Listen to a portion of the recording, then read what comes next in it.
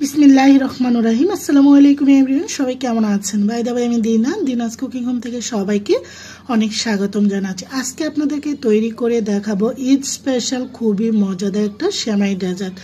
খেতে কিন্তু অসাধারণ, ঘরোয়া থাকা উপকরণে এই সুস্বাদু ঈদের এই ডেজার্টটা আপনি খুব অল্প সময় বানিয়ে নিতে পারেন। কোনো রকম ঝামেলা পোহাতে হবে না। ঘরে থাকা উপকরণ দিয়ে সুস্বাদু এই ডেজার্টটা বানিয়ে আপনারা কিন্তু পরিবার পরিজন বা অতিথি আপ্যায়নে লোভনীয় ডেজার্টটা বানিয়ে উপভোগ করতে পারেন। আশা করি সবারই ভালো লাগবে আজকের এই সহজলভ্য ঈদ স্পেশাল মজাদার এই ডেজার্টটি বানাতে অল্প কিছু উপকরণ দিয়ে তৈরি করতে পারেন। চলে যাচ্ছি রেসিপির মূল পর্বে। এখানে আমি 1 লিটার নিয়েছি হলো লিকুইড দুধ।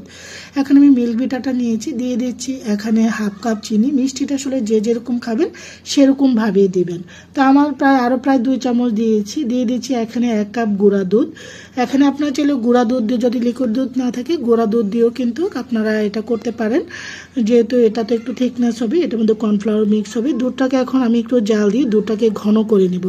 দুধটা জাল দিতে দিতে আস্তে আস্তে করে কিন্তু দুধটা দেখতে পাচ্ছেন ঘন হয়ে আসছে।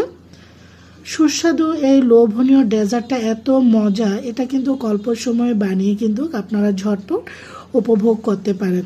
আস্তে আস্তে কিন্তু এটা টকবগে ফুটে উঠছে এবং ঘন হয়ে আসছে। এখন আমি কিন্তু আবার একটু নাড়াচাড়ার মধ্যে রাখছি।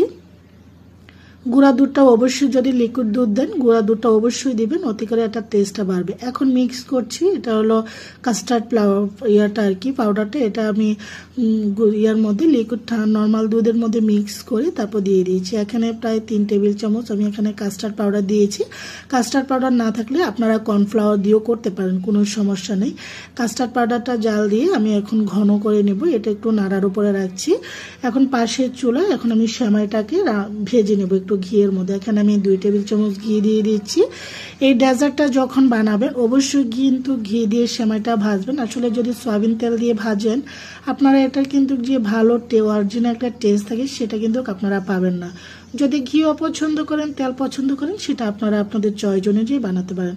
আমি কুলসন সেমাই দিয়ে কিন্তু করছি। এখানে আমি একটা প্যাকেটের অর্ধেকটা কুলসন সেমাই নিয়েছি। এখন ঘিয়ের মধ্যে চুলাটাকে লো ফ্লেমে রেখে আমি সেমাইটাকে ভেজে নিয়েছি। ভাজতে ভাজতে দেখতে পাবেন একটা পর্যায়ে কিন্তু এটা আস্তে করে কিন্তু ভাজা হয়ে আসবে, সুন্দর একটা স্মেল বের হবে। আপনারা কিন্তু যে কোনো সেমাই দিয়ে লোভনীয় স্পেশাল ডেজার্টটা তৈরি করতে পারেন। আশা করি আপনারা এই লোভনীয় সেমাইটা দিয়ে ডেজার্টটা তৈরি করে উপভোগ করতে পারেন।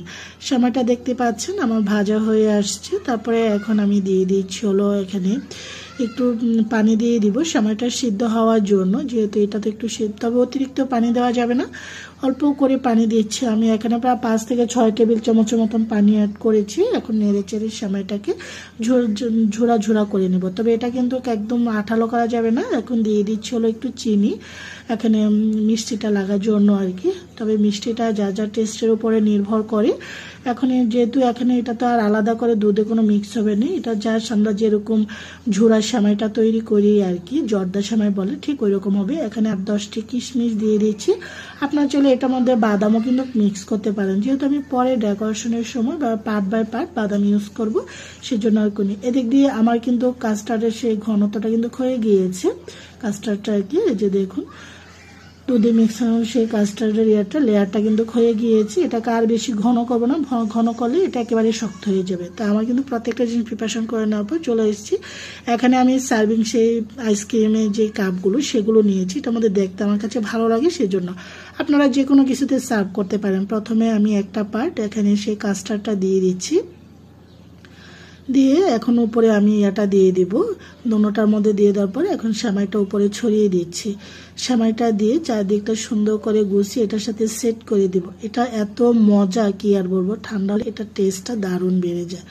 এখন এভাবে করে আমি চেপে চেপে দিচ্ছি, সুন্দরভাবে চারদিকটা গুছিয়ে দিচ্ছি। সুস্বাদু এই সেমাইয়ের ডেজার্ট অনেক মজা। এখানে আমি কিছু ড্রাই ফ্রুটস নিয়েছি এবং আনারের বিচিটা, এটা দেখতে সুন্দর লাগার জন্য। আনারটা আসলে আমার বাসা ছিল, এটা অপশনাল। এখানে কিছুটা আনারের বিচি ছড়িয়ে দিচ্ছি।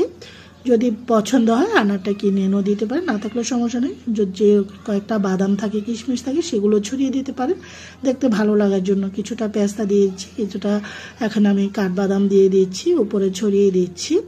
বাদামটা দিলে এটার টেস্টটা কিন্তু দারুণ বাড়ে, খেতে অসাধারণ। এই ডেজার্টটা বানিয়ে আপনার কিন্তু অনেক দিন পর্যন্ত, প্রায় 4-5 দিন নর্মাল ফ্রিজে কিন্তু রেখে দিতে পারেন। খেতে দুর্দান্ত। আবারও আরেকটা পার্ট আমি সেই কাস্টার্ডটা দিয়ে দিচ্ছি, দুধে মিক্স করা কাস্টার্ডের উপরে দিয়ে দিচ্ছি। অবশ্যই কাস্টার্ডটা ঠিক এইরকম হবে, অতিরিক্ত শক্ত এবং পাতলা যেন না হয়।